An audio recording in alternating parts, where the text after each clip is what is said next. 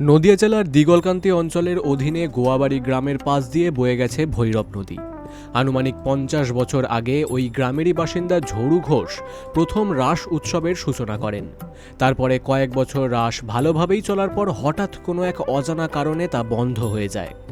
কয়েক বছর অতিক্রম করার পর দীর্ঘ প্রায় ৪০ বছর পর আবারও গোয়াবাড়ি গ্রামে রাস উৎসবের সূচনা করলেন ওই গ্রামেরই বাসিন্দা সন্ন্যাসী কর্মকার ও তার স্ত্রী অনিমা কর্মকার।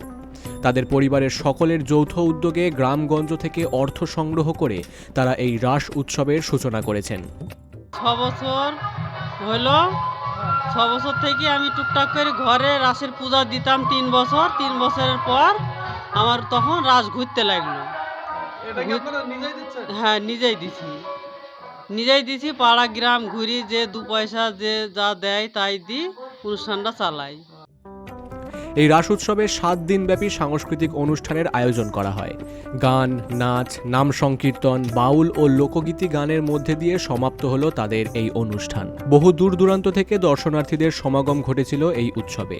নদিয়ার করিমপুর থেকে অর্ধেন্দু মালাকারের রিপোর্ট, বিগ নিউজ বাংলা।